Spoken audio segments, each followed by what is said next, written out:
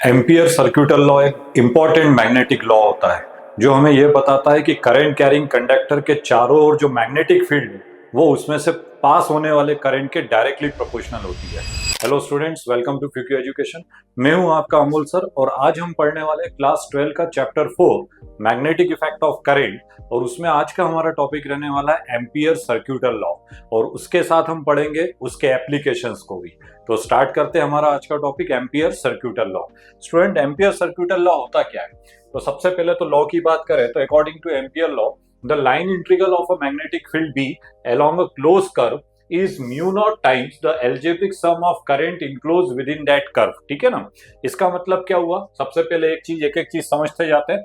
Line integral of magnetic field B, line integral हमने पढ़ चुके हैं पहले भी। लाइन इंटीग्रल की बात करेंगे, किसके रिस्पेक्ट में इंटीग्रल हो रहा है? एल के रिस्पेक्ट में, लेंथ के रिस्पेक्ट में। ठीक है, किसका इंटीग्रल होगा? बी का। ठीक है, किसके रिस्पेक्ट में कर रहे हैं हम? लेंथ के। तो यहाँ पे किसका मल्टीप्लाई करना पड़ेगा? डीएल का। That is integration B into DL. ठीक है ना? इज इक्वल्स टू, क्या बोल रहा है वो? Is mu naught times the algebraic sum of current enclose with in that curve. ठीक है ना? Mu naught times.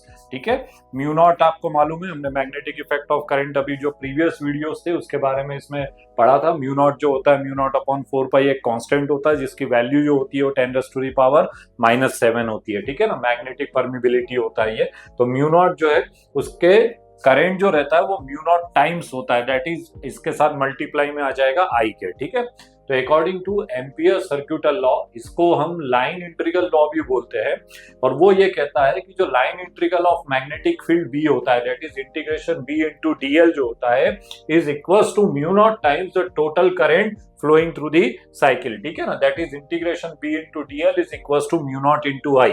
तो कहीं भी अगर एम्पियर सर्क्यूटल लॉ लिखने को आ जाए, that is integration B into dl is equals to mu naught into I के। ठीक है, अब इसको हमें प्रूफ भी करना है। कैसे प्रूफ करेंगे इसको? तो consider infinite long straight current carrying conductor. आप देख रहे हो डायग्राम में कि एक long straight current carrying conductor है एक्स एंड वाई। ठीक है ना? इसमें करंट जो पास हो रहा है वो कितना हो रहा है? आई के इक्वल पास हो रहा है। ठीक है, जो बायो सवर्ट लॉ पढ़े थे, बायो सवर्ट लॉ एंड उसके एप्लीकेशन, तो उसमें स्टूडेंट्स हमने बात की थी, हमने 4-5 एप्लीकेशंस की बात की थी। Centre of the circular coil, axis of the circular coil, long straight current carrying wire. ठीक है, तो उसमें बायो सवर्ट लॉ से जो मैग्नेटिक फील्ड डेवलप हो रही है long straight current carrying wire के चारों, वो हमने ऑलरेडी कैलकुलेट की थी। ठीक है ना? तो एक long straight current carrying wire है एक्स वाई, और जिसमें करंट कितना पास हो रहा है? आई के। जब करंट पास होता है तो अकॉर्डिंग टू ऑरस्टेड, हमारे प्रीवियस वीडियो में हमने बात की थी, करंट के चारों ओर आप देख रहे हो क्या डेवलप हो रहा है? एक मैग्नेटिक फील्ड डेवलप हो रही है। ठीक है ना? और उस मैग्नेटिक फील्ड जो डेवलप हुई है उसकी जो रेडियस है वो किसके इक्वल है? आर के। ठीक है, according to bio Savart law हमें मालूम है कि एक साथ हम कैलकुलेट नहीं कर सकते, एक स्मॉल एलिमेंट हमको कंसीडर करना पड़ेगा। Let the small element is equals to DL. ये जो डीएल दिख रहा है ये क्या है? स्मॉल एलिमेंट है। ठीक है, radius of the circular part जो रहता है उसका रेडियस किसके इक्वल है? आर के।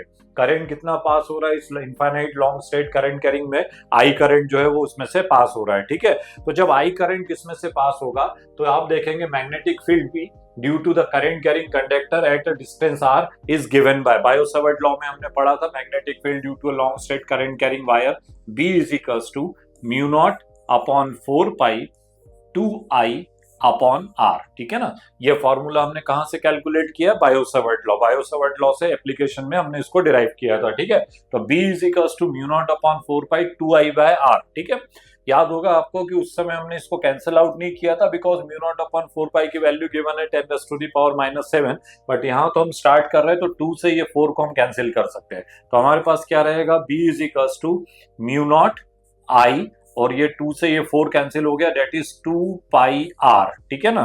तो ये आ गया magnetic field intensity due to a long straight current carrying wire. ठीक है ना? Equation number first. ठीक है, ये हमने किससे कैलकुलेट किया? बायो सवर्ट लॉ से। B is equals to mu naught I upon 2 pi R, where I means current हो जाएगा, और आर आप देख रहे हो डायग्राम में किसके इक्वल होगा? रेडियस के इक्वल होता है। ठीक है, तो ये बी की वैल्यू आ गई। हमें प्रूफ क्या करना है? हमें एम्पियर सर्क्यूटल लॉ को प्रूफ करना है। एम्पियर सर्क्यूटल लॉ क्या होता है? अभी बताया था कि line integral of magnetic field B, that is integration B into DL, वो इक्वल होता है किसके? म्यू नॉट आई के। ये हमको प्रूफ करना है। ठीक है ना? तो हम क्या करेंगे? हम एक काम करते हैं, हम एलएचएस से स्टार्ट करते हैं। ठीक है ना? तो एलएचएस लेते हैं integration L B into DL. हम यहाँ से स्टार्ट करते हैं, ठीक है। और किस पार्ट पे आएंगे, म्यू नॉट इंटू आई हमको यहाँ पे प्रूव करना है, ठीक है। तो इंटीग्रेशन बी इंटू डीएल से हमने स्टार्ट किया। आप जानते हो इंटीग्रेशन बी इंटू डीएल है, तो बी तो है, आप देखेंगे बी ऐसा आ जाएगा, और इंटीग्रेशन जो होगा वो किस में यूज होगा, डीएल में, बिकॉज डीएल डीएल डीएल सबको हमें क्या करना है, ऐड करना है टोटल के लिए, ठीक है। बी की वैल्यू हमने इक्वेशन फर्स्ट में ऑलरेडी कैलकुलेट करके रखी हुई है, ठीक है। तो बी की वैल्यू हमारे पास है कितनी है, mu naught I upon 2 pi R. ये बी का वैल्यू हमने जो कैलकुलेट किया था बायो सावर्ट लॉ से, ये वैल्यू हमने पुट कर दिया, ठीक है। एंड इंटीग्रेशन डीएल, स्टूडेंट्स आप देखो यहाँ पे कि ये सर्कुलर पाथ बन रहा है यहाँ पे, जो मैग्नेटिक फील्ड, ये वायर है, तो वायर के चारों ओर जब आप मैग्नेटिक फील्ड डेवलप होगी तो कैसे आएगी, इस तरीके से सिलेंड्रिकल शेप में। और उसको आप अगर सामने से देखोगे तो वो हमें किस शेप में दिखाई देगी, सर्कुलर में दिखाई देगी, ठीक है ना। तो अगर हम डीएल एक स्मॉल एलिमेंट कंसीडर किया और ऐसे डीएल डीएल डीएल ये सारे एलिमेंट्स को ऐड करेंगे, जैसे यहाँ से ये डीएल डीएल सारे एलिमेंट जो है उसको अगर हम ऐड करेंगे, तो आप देखोगे कि ये जो पूरा पाथ होता है ये किसके इक्वल होगा, circumference of circle, and circumference of circle कितना होता है, 2 पाई आर के, ठीक है। तो यहाँ पे इंटीग्रेशन डीएल, इंटीग्रेशन का मतलब ऐड करना, डीएल मतलब एलिमेंट्स को, तो डीएल डीएल डीएल सबको अगर हम ऐड करेंगे तो क्या बन जाएगा, एक सरकमफेरेंस फॉर्म हो जाएगा, दैट इज 2 पाई आर। तो इंटीग्रेशन डीएल की जो वैल्यू होती है वो इक्वल होती है किसके, 2 पाई आर के। तो स्टूडेंट्स यहाँ पे जो इंटीग्रेशन डीएल है, यहाँ पे हम क्या लिखेंगे, 2 पाई आर, ठीक है। तो आप देख रहे हो इस 2 पाई आर से ये 2 पाई आर जो है पूरा का पूरा कैंसिल हो जाएगा, ठीक है। तो ओनली क्या रहेगा, म्यू नॉट आई के। तो हमने एलएचएस स्टार्ट कहां से किया था, हमने स्टार्ट किया था इंटीग्रेशन बी इंटू डीएल, यहां से हमने स्टार्ट किया था, ठीक है। और हमारे पास आरएचएस में हमारे पास क्या वैल्यू आ रहा है, is equals to mu naught into I, और इसी को बोला जाता है एम्पियर सर्क्यूटल लॉ, ठीक है। तो integration B into dl, line integral of magnetic field B is equals to mu naught times of current, that is mu naught into I के, ठीक है। तो बहुत बढ़िया क्वेश्चन है, प्रूफ करने को आए तो इस तरीके से आप उसको प्रूव कर सकते हो, न्यूमेरिकल फॉर्म में आएगा, उसकी बात अभी अपन बाद में बात करेंगे, ठीक है। तो इस तरीके से एम्पियर सर्क्यूटल लॉ को हम क्या कर सकते हैं, प्रूव कर सकते हैं, ठीक है। अब इसके कुछ एप्लीकेशंस भी है, तो एप्लीकेशंस में भी 2-3 एप्लीकेशंस जो इंपॉर्टेंट है। सबसे पहला जो एप्लीकेशन है वो ये है कि magnetic field near a straight current carrying wire, एक करंट कैरिंग वायर है और उसके पास में हमें मैग्नेटिक फील्ड को कैलकुलेट करना है, ठीक है ना। तो एम्पियर सर्क्यूटल लॉ की हेल्प से हम स्ट्रेट वायर की मैग्नेटिक फील्ड को कैलकुलेट कर सकते हैं, सोलेनोइड का मैग्नेटिक फील्ड कैलकुलेट कर सकते हैं, टोराइड का मैग्नेटिक फील्ड कैलकुलेट किया जा सकता है। तो बहुत सारे यूजेस है एम्पियर सर्क्यूटल लॉ के, और आगे के चैप्टर में भी हम इसको डिस्कस करेंगे अलग अलग टाइप में। तो magnetic field near a straight current carrying wire, ठीक है। तो एक वायर आप देख रहे हो यहाँ पे एक्स वाई जो है करंट कैरिंग वायर है ये, और इसमें जो करंट पास हो रहा है कितना हो रहा है, आई हो रहा है, ठीक है। ऑर्स्टेड ने हमें बताया था कि जब करंट फ्लो होता है तो उसके चारों ओर क्या हो जाता है, मैग्नेटिक फील्ड डेवलप हो जाता है। तो आप देख रहे हो इसके चारों ओर एक मैग्नेटिक फील्ड आ गया है, ठीक है। मैग्नेटिक फील्ड चारों तरफ रहेगा, सामने से देखेंगे तो सर्कुलर शेप में रहेगा, ठीक है ना, सिलेंड्रिकल रहता है, सामने से सर्कुलर रहेगा। तो सर्कुलर है तो इसका मतलब इसका रेडियस किसके इक्वल है, आर के। कभी भी इकट्ठा मैग्नेटिक फील्ड हम कैलकुलेट नहीं कर सकते बायो सावर्ट के लॉ के हिसाब से, हमें एक एलिमेंट हमेशा कंसीडर करना पड़ेगा। पहले एलिमेंट्स का मैग्नेटिक फील्ड कैलकुलेट होता है, फिर टोटल मैग्नेटिक फील्ड आता है, ठीक है। तो let the small element is equals to A B and length of the element is equals to DL, इसकी जो लेंथ है वो किसके इक्वल है, डीएल के इक्वल है, ठीक है। तो हमें इसके लिए मैग्नेटिक फील्ड कैलकुलेट करना है due to long straight current carrying wire. अब आप सोच रहे होंगे कि अभी इसके पहले वाले इसमें तो यहाँ पे हमने ऑलरेडी लिख दिया था कि मैग्नेटिक फील्ड कितना था, B is equals to mu not upon 4 pi 2I/R, बिल्कुल। लेकिन ये जो हमने कैलकुलेट किया ये कहाँ से कैलकुलेट किया था, बायो सावर्ट लॉ से कैलकुलेट किया था, ठीक है ना। अब हमें किससे कैलकुलेट करना है, एम्पियर सर्क्यूटल लॉ से इसका फॉर्मूला डिराइव करना है, ठीक है। तो दोनों में डिफरेंस है, ये बायो सावर्ट लॉ से हमने कैलकुलेट किया, अब हम कैलकुलेट करेंगे एम्पियर सर्क्यूटल लॉ से, इसी फॉर्मूले को हमें कैलकुलेट करना है, ठीक है। तो एक्स वाई एक long straight current carrying wire है, उसमें करंट कितना पास हो रहा है, I, radius of the circular path is equals to r, length of the element जो है वो डीएल के इक्वल है, ठीक है। तो इसके लिए अगर हम कैलकुलेट करें तो आप देखेंगे कि जो X Y is a straight wire place perpendicular to the plane of paper in which current I flow from X to Y according to Ampere circuital law. Ampere circuital law अभी हमने पढ़ा, line integral of magnetic field B, that is integration B into DL equal होता है किसके? Equal होता है mu naught I के। ठीक है, तो integration B into dl is equal to mu naught into I के। ठीक है, इसमें से हम बी को कॉमन ले ले, जो इंटीग्रेशन यूज होगा वो ओनली किस में यूज होगा? डीएल में, is equal to mu naught into I. ठीक है, तो ये इक्वल हो जाएगा किसके? म्यू नॉट इंटू आई के। अभी हमने बात की थी कि जो अगर हम इसको ऐड करते चलेंगे तो जितने भी डीएल डीएल डीएल डीएल है पूरे पार्ट को अगर हम ऐड करें इस तरीके से, ये पूरा पार्ट है और इसको पूरे को ऐड करेंगे तो ये किसके इक्वल हो जाएगा? सरकमफेरेंस के इक्वल हो जाएगा। एंड सरकमफेरेंस ऑफ सर्कल कितना होता है? 2 पाई आर के। That is integration DL is equal to 2 pi R. Integration DL जो है वो इक्वल हो जाएगा किसके? 2 पाई आर के। ठीक है, तो यहां पे हम इसकी वैल्यू पुट कर सकते हैं, इंटीग्रेशन डीएल की जो वैल्यू है वो हम यहां पे पुट कर सकते हैं। तो ये हो जाएगा बी इंटू इंटीग्रेशन डीएल की जगह क्या आ जाएगा? 2 pi r is equal to mu naught into I के। स्टेप समझ में आ गया आपको? इंटीग्रेशन बी जो डीएल था, डीएल डीएल डीएल ऐड करेंगे तो क्या बनेगा? ये पूरा सर्कल बन रहा है, ये वाला आप देख रहे हो ये पूरा सर्कुलर पाथ है, और ये जो पूरा सर्कुलर पाथ है इसकी लेंथ किसके इक्वल होती है? सरकमफेरेंस के। सरकमफेरेंस ऑफ सर्कल कितना होता है? 2 पाई आर। तो इंटीग्रेशन डीएल का जो वैल्यू है वो किसके इक्वल होगा? 2 पाई आर के इक्वल होगा। ठीक है, तो यहाँ पे इंटीग्रेशन डीएल की जगह हमने क्या पुट कर दिया? 2 पाई आर पुट कर दिया। हमें किसकी वैल्यू चाहिए? हमें मैग्नेटिक फील्ड कैलकुलेट करना है due to a long straight current carrying wire के। मींस हमें बी का वैल्यू फाइंड करना है, और बी का वैल्यू जब कैलकुलेट करना है तो 2 पाई आर इसके साथ कायम है, मल्टीप्लाई में, इसको इधर ट्रांसफर करेंगे तो डिवाइड में आ जाएगा। ठीक है, दैट इज इसको हम इस फॉर्म में लिख सकते हैं म्यू नॉट अपॉन 2 पाई आई, और ये जो आर मल्टीप्लाई में था वो इसके डिवाइड में आ जाएगा। तो देख रहे हो आप, वही सेम फॉर्मूला हमने फिर से डिराइव कर दिया, बट इस बार किसके हेल्प से डिराइव किया है? एम्पियर सर्क्यूटल लॉ से डिराइव किया है। ठीक है, इसमें अगर हम 4 पाई के फॉर्म में लाना चाहे तो मल्टीप्लाइड एंड डिवाइडेड बाय 2 से मल्टीप्लाई कर दो, 2 से डिवाइड कर दो, तो अब हमारा फॉर्मूला जो रहेगा वो इस फॉर्म में आ जाएगा, B is equals to mu not upon 4 pi, 2 से डिवाइड कर दिया तो 2 2 जा 4 हो जाएगा, और मल्टीप्लाई करेंगे तो यहाँ पे मल्टीप्लाई वाला 2 आ जाएगा 2 आई अपॉन आर के। ठीक है, तो magnetic field B is equals to हो जाएगा mu not upon 4 pi 2 I upon R के। ठीक है, तो ये था हमारा एम्पियर सर्क्यूटल लॉ का फर्स्ट एप्लीकेशन, जिसकी हेल्प से long straight current carrying wire का मैग्नेटिक फील्ड जो है वो हमने क्या किया? कैलकुलेट किया। ठीक है, जैसे बहुत सारे यूजेस है सर्क्यूटल लॉ के, जो हमें आगे भी इसको डिस्कस करते रहेंगे। नेक्स्ट हमारा जो है वो है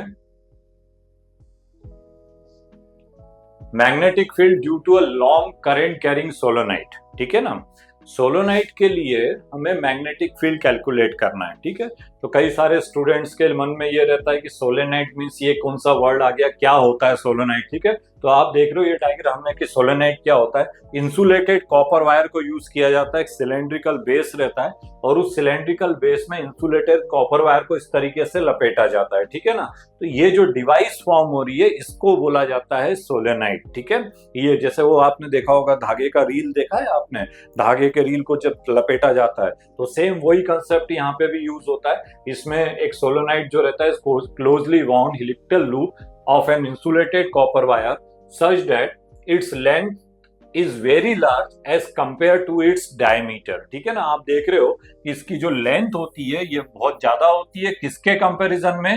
इसके डायमीटर के कंपैरिजन में। ठीक है, और इस तरीके से इंसुलेटेड कॉपर वायर को इसके ऊपर लपेटकर एक कॉइल फॉर्म किया जाता है, और जब आप इसमें करंट फ्लो करते हो, ठीक है ना, तो जब इसमें करंट फ्लो होगा तो क्या होगा? ये मैग्नेट के जैसे बिहेव करेगा। अगर इसको हम freely suspended in magnetic field कहीं भी इसको धागे से बांध के लटका दे और उसमें करंट फ्लो करेंगे तो ये आप देख रहे हो ये किस डायरेक्शन में रेस्ट में आएगा? नॉर्थ एंड साउथ में ये रेस्ट में आता है। ठीक है ना, तो ये जो डिवाइस है इज कॉल्ड सोलेनोइड। ठीक है, सोलेनोइड में भी अभी हमने देखा कि जब हम करंट फ्लो करेंगे, तो जब करंट फ्लो करेंगे तो अभी बताया करंट के चारों ओर क्या आ जाता है? मैग्नेटिक फील्ड आ जाता है। ठीक है, तो magnetic field of a solenoid अगर हम देखें तो वो कुछ इस तरीके से डेवलप होता है।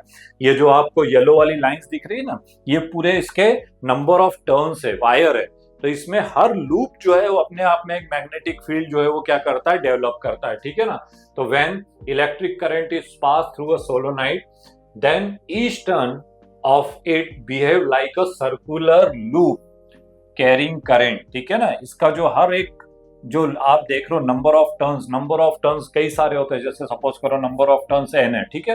तो हर लूप जो है वो करंट कैरिंग मैग्नेटिक फील्ड जो है वो क्या करता है, डेवलप करता है, ठीक है। और इसकी जो टोटल मैग्नेटिक फील्ड होती है वो इंडिविजुअल मैग्नेटिक फील्ड के वेक्टर सम के क्या होती है, इक्वल होती है। अगर हमें इस पूरे सोलेनोइड का मैग्नेटिक फील्ड निकालना है तो ईच टर्न का जो मैग्नेटिक फील्ड है उसको हम ऐड करते चलेंगे, हर एक टर्न का मैग्नेटिक फील्ड ऐड करते चलेंगे, तो हमारे पास total magnetic field of solenoid जो है वो हम क्या कर सकते हैं, कैलकुलेट कर सकते हैं। और इसी तरीके से एम्पियर सर्किटल लॉ के हेल्प से हम मैग्नेटिक फील्ड को क्या करेंगे, कैलकुलेट करेंगे सोलेनोइड के, ठीक है। तो कंसेप्ट समझ में आ गया होगा। सोलेनोइड में बहुत सारे टर्न्स होते हैं, हर टर्न का अपना अपना एक मैग्नेटिक फील्ड होगा। हम हर टर्न के जितने भी मैग्नेटिक फील्ड है उन सबको ऐड कर देंगे तो हमारे पास टोटल मैग्नेटिक फील्ड डेवलप हो जाएगा, मिल जाएगा, ठीक है। अच्छा, एक और इंपॉर्टेंट चीज जो यहाँ बताने वाली है वो ये कि magnetic field inside the solenoid तो रहता है, लेकिन आउटसाइड द सोलेनोइड जो है वो मैग्नेटिक फील्ड की जो वैल्यू होती है वो किसके इक्वल रहती है, जीरो के, ठीक है ना। आउटसाइड द मैग्नेटिक फील्ड जो होता है वो कैसा रहता है, जीरो के इक्वल रहेगा, ठीक है। तो जो मैग्नेटिक फील्ड रहता है वो ओनली इनसाइड रहता है, अंदर की तरफ रहता है, बाहर की तरफ मैग्नेटिक फील्ड जो रहेगा वो कैसा रहेगा, जीरो के इक्वल रहेगा, ठीक है। तो इसी के हेल्प से अब हमें मैग्नेटिक फील्ड कैलकुलेट करना है सोलेनोइड का, ठीक है। तो सोलेनोइड का मैग्नेटिक फील्ड निकालना, तो आप देख रहे हो ये सोलेनोइड बना हुआ है, ठीक है ना। यहाँ पे ये जो पॉइंट जो दिख रहा है ना, ये नंबर ऑफ टर्न्स को रिप्रेजेंट कर रहा है आपको कि नंबर ऑफ टर्न्स है। ये जो ग्रीन लाइंस दिख रही है एरो वाली, ये किसको रिप्रेजेंट कर रही है, मैग्नेटिक फील्ड बी के डायरेक्शन को रिप्रेजेंट कर रही है कि मैग्नेटिक फील्ड बी जो है वो इस डायरेक्शन में जा रहा है, ठीक है। अब हमें मैग्नेटिक फील्ड कैलकुलेट करना है सोलेनोइड के लिए। इसके लिए हमने क्या किया, एक लूप कंसीडर किया ABCD, ठीक है ना। डायग्राम में आपको समझ में आ रहा होगा कि एक सोलेनोइड में हमने एक लूप ले लिया है, क्लोज लूप ले लिया है ABCD, और लेंथ ऑफ ईच साइड, ये जो लूप है इसकी जो लेंथ है वो किसके इक्वल है, x के इक्वल है, ठीक है। तो जैसे फॉर एग्जांपल AB, तो AB की लेंथ कितनी है, x हो जाएगी, BC भी जो है वो x हो जाएगा, CD भी x हो जाएगा, DA भी जो है वो किसके इक्वल हो जाएगा, x के इक्वल हो जाएगा। तो length of each side is equal to x के। तो ये कंसेप्ट समझ में आ गया होगा, ठीक है। अभी हमने आपको बताया कि अगर हमें सोलेनोइड का मैग्नेटिक फील्ड निकालना है तो हमें हर पार्ट का, हर साइड का मैग्नेटिक फील्ड कैलकुलेट करना पड़ेगा, और उसको जब हम ऐड करेंगे तो टोटल मैग्नेटिक फील्ड जो है वो कैलकुलेट हो जाएगा, ठीक है। तो according to ampere circuital law अगर हम बात करें तो according to ampere circuital law integration B into DL, ठीक है ना। एम्पियर सर्किटल लॉ की बात करेंगे तो इंटीग्रेशन B इंटू DL, ठीक है ना, इज इक्वल टू, ये किसके इक्वल होगा, तो हर पार्ट के जितनी भी मैग्नेटिक फील्ड है उनके सम के क्या होगा, इक्वल होगा, ठीक है। कैसे, जैसे फॉर एग्जांपल आप देखोगे यहाँ पे सबसे पहले हम AB की बात करें, ये AB वाला पार्ट है, ठीक है। तो यहाँ पे लिमिट जो आएगा वो कहां से आएगा, A टू B आ जाएगा, ठीक है, A टू B, ठीक है। मैग्नेटिक फील्ड B है, ठीक है, मैग्नेटिक फील्ड B, और हम एक एलिमेंट ले लेंगे, कितना हो जाएगा, DL के, ठीक है। तो ये AB वाले के लिए हो गया। देन प्लस सेकेंड नंबर निकालेंगे तो ये हो जाएगा इंटीग्रेशन। सेकेंड नंबर पे आप देख रहे हो ये BC वाला पार्ट ले रहे हैं, ठीक है ना, B से कहां जा रहा है, C पे, तो सेकेंड नंबर हो जाएगा BC, ये हो जाएगा B इंटू DL के। फिर प्लस थर्ड नंबर हम लेंगे C से कहां जाएंगे, D पे, तो CD के लिए कैलकुलेट करेंगे, ठीक है। तो इंटीग्रेशन CD, लिमिट जो होगा CD होगा, और ये हो जाएगा B इंटू DL के, ठीक है। और लास्ट वाली साइड हम लेंगे DA, D से कहां जा रहे हैं, A पे जा रहे हैं, तो D से A पे जा रहे हैं, तो इस वाले केस के लिए अगर हम कैलकुलेट करें तो integration DA B into DL के, ठीक है। तो मैग्नेटिक फील्ड जब भी निकालना है, सबके जितने भी मैग्नेटिक फील्ड, ईच पार्ट का जो मैग्नेटिक फील्ड है उन सबको हम ऐड करेंगे तो टोटल मैग्नेटिक फील्ड जो है हम क्या कर सकते हैं, कैलकुलेट कर सकते हैं, ठीक है। अब सबका मैग्नेटिक फील्ड हमको कैलकुलेट करना है, ठीक है। सबसे पहले AB की बात करें, integration A to B into DL। आपको मालूम है जब हमने इसका फॉर्मूला कैलकुलेट किया था तो ओरिजिनल फॉर्मूला जो रहता है वो था B into DL into cos theta, ठीक है ना। यहाँ पे क्या आता है, कॉस थीटा भी रहता है, ठीक है। अब हम ए बी की बात कर रहे हैं, तो आप देख रहे हो सामने, आपको डायग्राम से कंसेप्ट समझ में आ रहा होगा, मैग्नेटिक फील्ड भी उसी डायरेक्शन में जा रहा है और ए बी भी उसी डायरेक्शन में, दैट इज ए बी जो है वो पैरेलल है किसके, मैग्नेटिक फील्ड के। ए बी और बी जो है, ये जो ए बी है ये पैरेलल है किसके, मैग्नेटिक फील्ड के, ठीक है। और जब दोनों पैरेलल है तो इसका मतलब क्या हुआ कि उनके बीच में जो थीटा फॉर्म हो रहा है वो किसके इक्वल है, जीरो के, ठीक है ना। दैट इज इस केस में theta is equals to zero, क्योंकि दोनों पैरेलल है तो थीटा जीरो हो जाएगा। थीटा जीरो रखेंगे तो कॉस जीरो की वैल्यू आपको मालूम है, cos zero is equals to 1 होता है, ठीक है ना। दैट इज, अगर हम इसको यहाँ पे इस तरीके से लिखें तो integration A into B into D L, और कॉस जीरो की वैल्यू जो है वो किसके इक्वल हो जाएगी, 1 के इक्वल हो जाएगी, ठीक है। बी बाहर आ जाएगा, जो ए टू बी लगेगा वो किसके इक्वल रहेगा, डीएल के, ठीक है, डीएल के इक्वल हो जाएगा। और आप जान रहे हो कि ए से बी तक जब हम जा रहे हैं पूरी लिमिट के लिए, तो इसकी लेंथ हमारे पास गिवन है, टोटल लेंथ किसके इक्वल है, एक्स के। तो डीएल डीएल डीएल डीएल ऐसे जितने भी डीएल एलिमेंट्स है उनको अगर हम ऐड करेंगे तो टोटल किसके इक्वल होगा, एक्स के इक्वल होगा। दैट इज इंटीग्रेशन डीएल जो है वो इक्वल होगा किसके, एक्स के। तो यहाँ पे हम क्या लिखेंगे, ये हो जाएगा इंटीग्रेशन ए टू बी, या इंटीग्रेशन का साइन रिमूव कर दे तो हमारे पास क्या रहेगा, बी रहेगा, और इंटीग्रेशन डीएल की जगह यहाँ पे क्या आ जाएगा, एक्स आ जाएगा, ठीक है। तो स्टूडेंट पहला वाला जो स्टेप था वो क्लियर हो गया होगा आपको कि integration B into D L cos theta A to B के लिए इसकी वैल्यू जो होगी वो किसके इक्वल होगी, बी इंटू एक्स के इक्वल होगी, ठीक है। अब सेकेंड नंबर की बात करते हैं, ये फर्स्ट हो गया, अब सेकेंड की बात करते हैं। तो सेकेंड के लिए जब लेंगे तो integration B to C B into D L cos theta, ठीक है ना। अब हम देखते हैं किसके बारे में, सी और बी की बात हो रही है, बी टू सी की बात हो रही है। आपको डायग्राम से समझ में आ रहा है कि मैग्नेटिक फील्ड इस डायरेक्शन में जा रहा है और बी सी जो है वो ऐसा है, मींस दोनों के बीच में जो एंगल बन रहा है वो कितने डिग्री का बन रहा है, 90 डिग्री का, ठीक है। दैट इज थीटा की वैल्यू इस केस में, थीटा इज इक्वल्स टू कितने डिग्री है, 90 डिग्री। थीटा की वैल्यू यहाँ 0 थी, यहाँ कितनी हो जाएगी, 90। और आप भी जानते हो cos 90 अगर हम थीटा की जगह 90 पुट करेंगे तो cos 90 का जो वैल्यू होता है इज इक्वल्स टू 0, cos 90 0। तो यहाँ पे हमारे पास जो टोटल मैग्नेटिक फील्ड हो जाएगा इज इक्वल्स टू 0 के। तो बीसी वाले पार्ट के लिए जो मैग्नेटिक फील्ड होता है वो 0 के इक्वल होता है। कैसे होता है, बिकॉज थीटा की वैल्यू यहाँ पे 90 है, cos 90 0 हो जाएगा, तो टोटल वैल्यू 0 के इक्वल हो जाएगी, ठीक है। तो ये हो गया सेकेंड। अब हम देखते हैं थर्ड की ओर। थर्ड वाला जो नंबर है हमारे पास है इंटीग्रेशन सी टू डी, सी से कहां तक जा रहा है, डी तक जा रहा है, B into D L cos theta, B into D L cos theta, ठीक है। अब आप देखो कि ये जो सी डी वाला जो पार्ट है ये सोलेनोइड के बाहर की तरफ है। तो अभी हमने आपको बताया था पिछले वाले इसमें कि इस तरीके से जो ये जो मैग्नेटिक फील्ड आप देख रहे हो सोलेनोइड में जो डेवलप हो रही है ये केवल कहाँ होती है, अंदर की तरफ होती है। Outside the solenoid magnetic field की वैल्यू किसके इक्वल होगी, 0 के, ठीक है। तो आप देख रहे हो ये वाला जो पार्ट है सी और डी, ये सोलेनोइड के कहाँ है, बाहर है, और आउटसाइड द सोलेनोइड जो रहता है मैग्नेटिक फील्ड कैसा रहेगा, 0 रहेगा, ठीक है। तो मैग्नेटिक फील्ड 0 रहेगा, दैट इज इसकी वैल्यू किसके इक्वल हो जाएगी, 0 के, ठीक है। क्योंकि बी की वैल्यू 0 है तो टोटल वैल्यू 0 के इक्वल हो जाएगी। तो थर्ड वाले केस में भी इसका वैल्यू जो है वो 0 के इक्वल हो जाएगा, ठीक है। अब हम चलते हैं फोर्थ नंबर पे। इंटीग्रेशन लास्ट वाला हमारा है, कहां से कहां जा रहा है, डी टू ए, ठीक है ना, डी से कहां तक, ए तक, ठीक है, डी से ए तक, B into D L into cos theta के, ठीक है। आपको देख के ही समझ में आ गया होगा कि डीए मतलब ये वाली लाइन की बात हो रही है और मैग्नेटिक फील्ड ये ग्रीन वाला जो लाइन है वो इस तरीके से जा रहा है। तो इनके बीच में आप देख रहे हो स्टूडेंट्स एंगल जो बन रहा है कितने डिग्री का बन रहा है, 90 डिग्री का, ठीक है। तो इस केस में भी थीटा की जो वैल्यू होगी, थीटा इज इक्वल्स टू 90, और आपको मालूम है cos 90 की वैल्यू किसके इक्वल होती है, 0 के। तो इसकी भी जो टोटल वैल्यू आएगी वो किसके इक्वल हो जाएगी, 0 के इक्वल हो जाएगी, ठीक है। तो हमने इस तरीके से चारों का वैल्यू कैलकुलेट किया।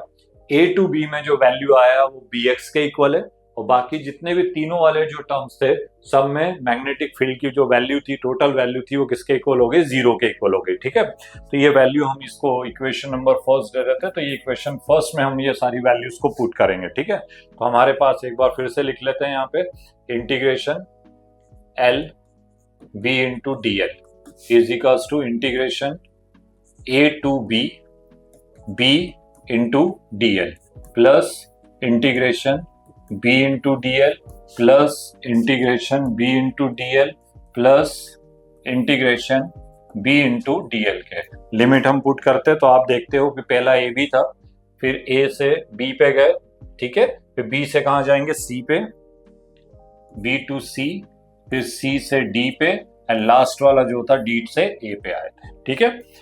तो टोटल मैग्नेटिक फील्ड जो होती है वो इंडिविजुअल मैग्नेटिक फील्ड के सम के क्या होगी, इक्वल होगी, ठीक है। तो ए टू बी की वैल्यू हमने कैलकुलेट की, कितना कैलकुलेट किया, बी एक्स, इसका वैल्यू कितना था 0, इसका भी वैल्यू 0 और इसका भी value 0, that is integration B into D L जो था इसकी वैल्यू हो जाएगी B X plus 0 plus 0 plus 0 is equal to B X के, ठीक है। तो ये हमारे पास टोटल मैग्नेटिक फील्ड हमने कैलकुलेट किया, B into D L is equal to B into X के, इक्वेशन नंबर 2। तो ये हमारा फर्स्ट पार्ट इसमें हुआ कि हमने सोलोनाइट का जो था वो मैग्नेटिक फील्ड जो था टोटल लूप का वो हमने क्या कर लिया, कैलकुलेट कर लिया, ठीक है। अब स्टूडेंट्स एम्पियर सर्क्यूटल लॉ से हमें कैलकुलेट करना है, मैग्नेटिक फील्ड निकालना है। तो according to Ampere circuital law क्या होता है, integration L B into D L is equal to mu naught I के, इक्वेशन नंबर 3, ठीक है। तो according to Ampere circuital law ले लिया हमने, integration B into D L is equal to mu naught into I के, और हमने जो कैलकुलेट किया है अभी integration B into D L is equal to B X के, ठीक है।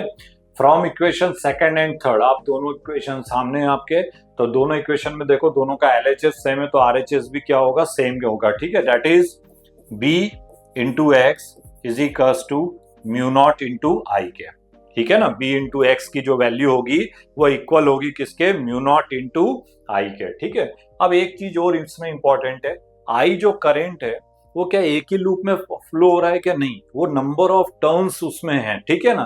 तो let the number of turns is equals to N, उसमें जो टोटल नंबर ऑफ टर्न्स कितने एन है, और अभी हमने देखा था कि लूप की जो टोटल लेंथ है वो किसके इक्वल है, ए बी की लेंथ कितनी है, एक्स है, और इसमें नंबर ऑफ टर्न्स जो बने हुए वो कितने बने हुए एन। तो टोटल अगर हम ए बी के लिए कैलकुलेट करें, पूरे इसके लिए कैलकुलेट करेंगे तो आपको इसमें एन इंटू एक्स का क्या करना पड़ेगा, मल्टीप्लाई करना पड़ेगा, ठीक है ना। अगर हम टोटल करंट की बात कर रहे हैं, एम्पियर सर्क्यूटल लॉ किसके लिए अप्लाई होता है, टोटल करंट के लिए होता है, ठीक है।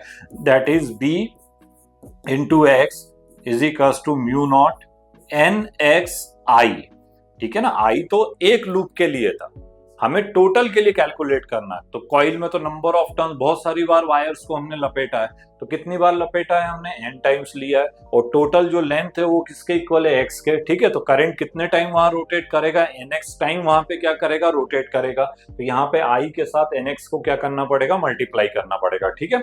तो आप देखोगे एक्स और एक्स क्या हो जाएगा, कैंसिल आउट हो जाएगा दोनों, ठीक है, और एक्स है और एक्स कैंसिल हो जाएगा। तो हमारे पास रिमेनिंग क्या रहेगा, B is equal to mu naught n I, ठीक है ना। तो ये हमारे पास फॉर्मूला आएगा B is equal to mu naught n I, और ये फॉर्मूला होता है magnetic field due to a long current carrying solenoid के लिए, ठीक है। तो इस तरीके से एम्पियर सर्क्यूटल लॉ के हेल्प से हम सोलोनाइट के मैग्नेटिक फील्ड को भी क्या कर सकते हैं, कैलकुलेट कर सकते हैं। तो बहुत काम का है, बहुत इंपॉर्टेंट है, कई जगह पे हमें इसको यूज करना पड़ेगा। तो दोनों एप्लीकेशंस बहुत अच्छे से याद रखिएगा। पहला एप्लीकेशन हमने पढ़ा था magnetic field due to a long straight current carrying wire, और दूसरा एप्लीकेशन था magnetic field due to a solenoid, ठीक है। तो B is equals to mu naught n I के, where n means what, number of turns होता है, और आई जो होता है वो किसके इक्वल होता है, करंट के इक्वल होता है, ठीक है। तो एम्पियर सर्क्यूटल लॉ हो गया, उसके एप्लीकेशंस हो गए।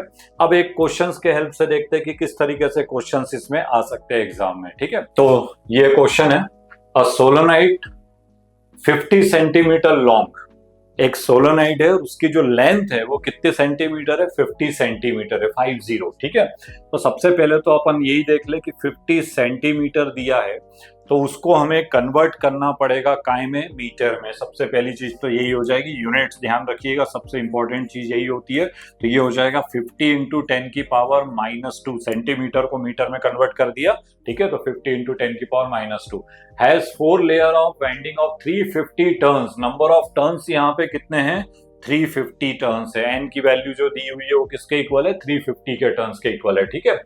The radius of 350 of player is 1.4 centimetre. Radius अपनी कितनी दी हुई है, 1.4 सेंटीमीटर दी हुई है, ठीक है।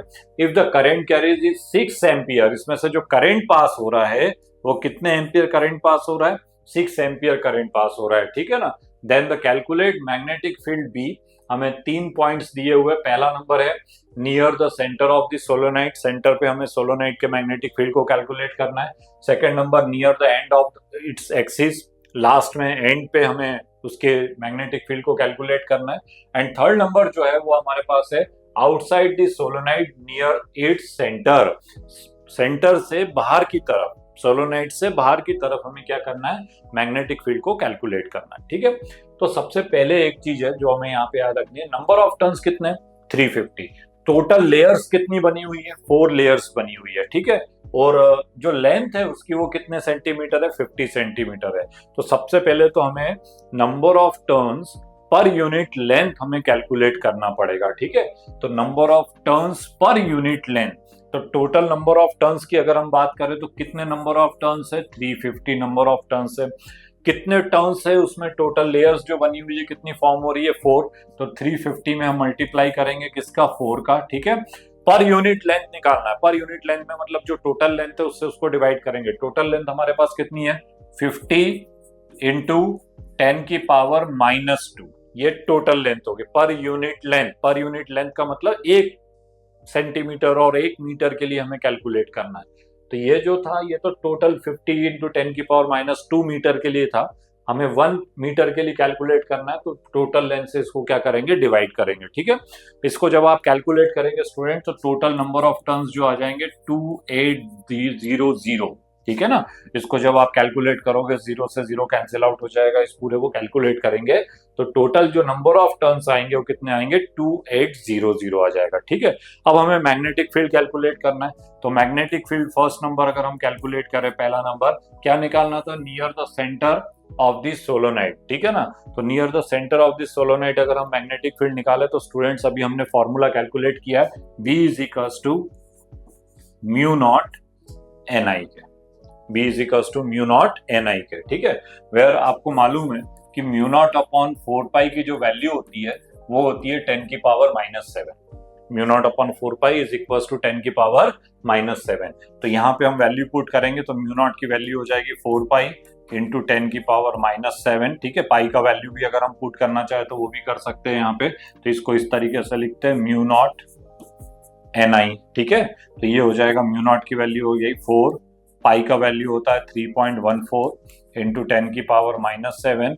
नंबर ऑफ टर्न्स अभी हमने यहाँ पे कैलकुलेट किया हुआ है कितना, 2800 इंटू करेंट की वैल्यू हमारे पास गिवन है कितने एम्पियर है, 6 एम्पियर है, ठीक है। और स्टूडेंट जब इस पूरे वैल्यूज को आप कैलकुलेट करेंगे, टोटल वैल्यू जब कैलकुलेट करेंगे तो इसका जो आंसर आएगा वो आएगा 2.1, ठीक है ना। जब आप इसको कैलकुलेट करेंगे, जो जितने भी पावर है उसको अलग कर दीजिए, नंबर्स को अलग करिएगा और फिर कैलकुलेट करेंगे तो 2.1 इंटू 10 की पावर -2 टेस्ला, -2 टेस्ला के, ठीक है ना। तो इसको जब आप कैलकुलेट करेंगे तो इसका जो आंसर आएगा वो आएगा 2.1 इंटू 10 की पावर -2 टेस्ला। तो magnetic field at the centre of the सोलोनाइट is 2.1 into 10 की पावर -2, ठीक है।